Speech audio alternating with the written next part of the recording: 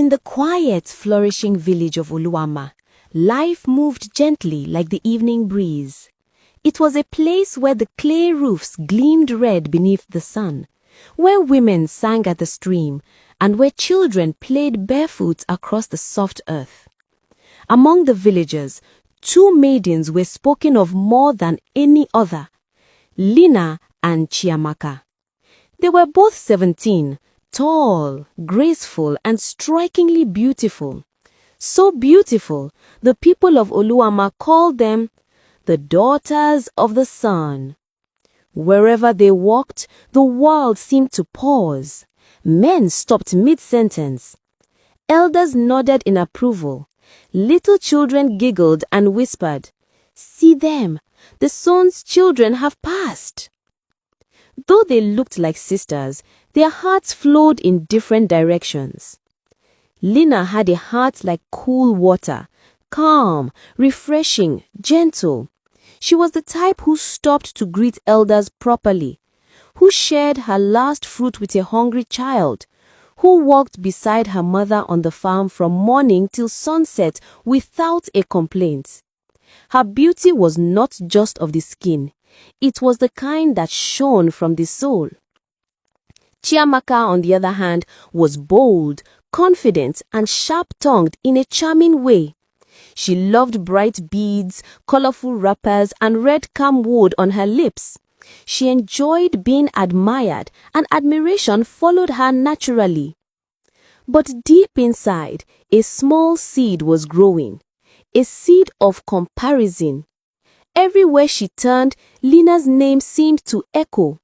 The elders praised Lina. Children adored Lina. Young men secretly carved Lina's name behind their hearts. That seed began to twist. Still, the two girls were inseparable. They fetched water together, they laughed together, they cooked together, and every evening they sat under the ancient Iroko tree to share moonlight stories. If Lina was the calm river, Chiamaka was the vibrant flame, and together they balanced each other. But balance can be shaken.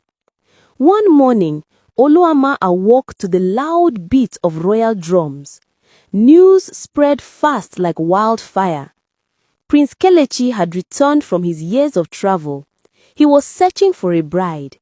A grand dance would be held on the next full moon.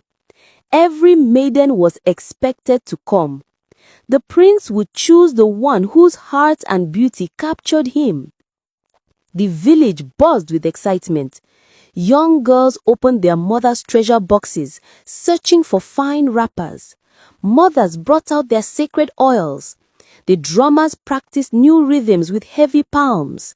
The air was filled with hope. But Lina remained calm. She said with a smile, "If the prince chooses me, good. If he chooses another, may joy follow her." Chiamaka's heart tightened. The seed inside her finally broke open. "Must Lina take this one too?" she thought. Everything good always finds her. Her jealousy rose like smoke from burning wood.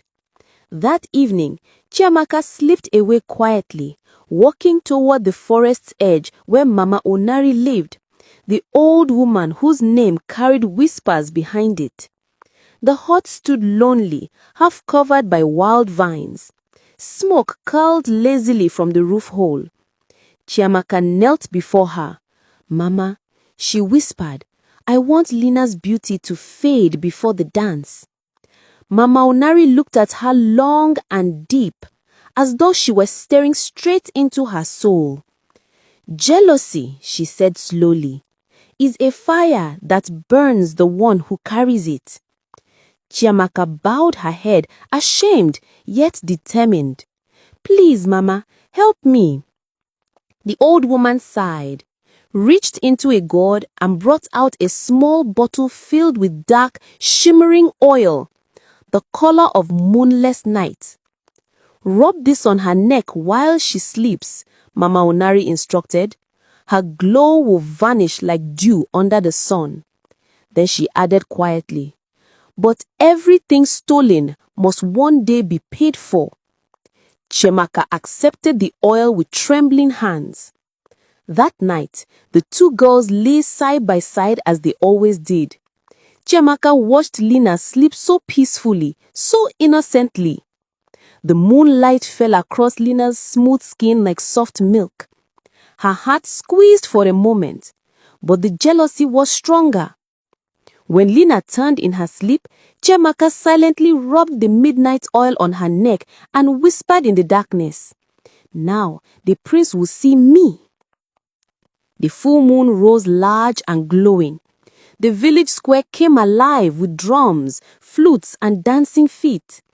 Girls shone like colorful butterflies, wrappers glittering, beads jingling, faces glowing with oils. Lina appeared in a simple white wrapper with cowrie shells in her hair, but simplicity could not hide her grace. When she danced, she moved like flowing water. Her steps were soft, her smile radiant, her aura glowing. Even the elders whispered, "This child is touched by the gods." Chiamaka entered the arena next, clothed in scarlet wrappers and gold beads that caught the firelight. She was undoubtedly beautiful, but something about her lacked warmth. The crowd admired her, but they did not feel her. Then the drums stopped. Prince Kelechi stood. He opened his mouth to speak, but at that exact moment, Lina staggered. Her knees buckled. She collapsed in the center of the square. Gasps filled the air. She was carried to her mother's hut as her beauty faded before everyone's eyes. Her glowing skin dulled, her voice weakened, her eyes dimmed. The prince, shaken, postponed his decision. Chiamaka panicked. This wasn't what she wanted. She wanted Lina dim, not dying. She ran to Mama Onari. "Mama, she is fading away. She is dying." Mama Onari looked at her with deep sadness. "You harmed a heart that loved you. The spirits do not forgive betrayal. If you do not confess, both your souls will suffer." Chiamaka's heart broke. She returned to Lina's side that night. Lina lay weak, barely breathing. Chiamaka knelt beside her and sobbed from the deepest parts of her soul. "I did this. I poisoned your beauty. I harmed you out of envy. Forgive me, my sister of laughter." Lina opened her weak eyes, a single tear rolling down. "Why, Chiamaka?" Her voice trembled. "I would have stepped aside for you." Chiamaka cried harder, her tears wetting the mat. The village gathered in shock, murmuring as the truth was told. The healer stepped forward. To restore what was taken, a price must be paid. Chiamaka was given an impossible task.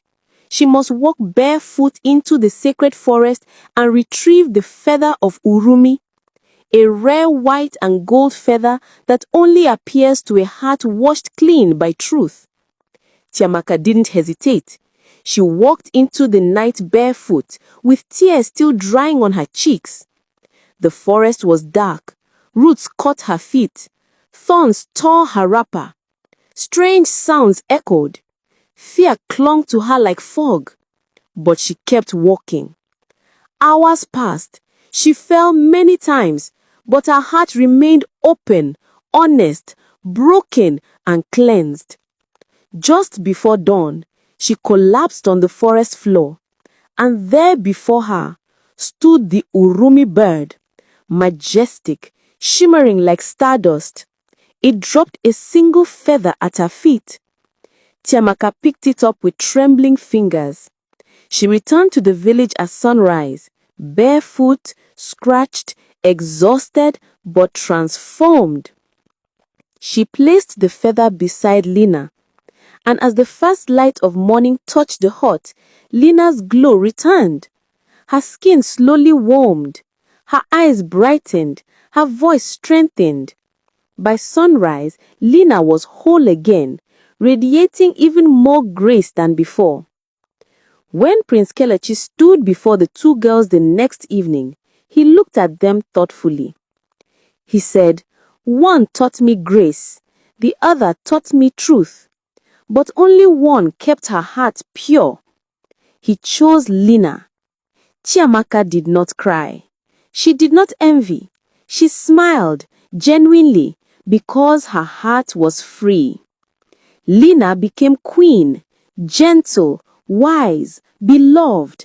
And Chiamaka, she dedicated her life to guiding young women, teaching them about envy, kindness, and the dangers of comparison. She became a counselor, a comforter, a woman respected by all. People said the flame became light. And though their paths were different, Lina never stopped being a sister to Chiamaka. Their bond, once broken, became stronger, woven with forgiveness. And thus, the village remembered. Beauty is a gift. Kindness is a treasure. But a pure heart is the crown that lasts forever. If you love this story, do well to give us a thumbs up. Subscribe if you haven't for more interesting stories. Bye!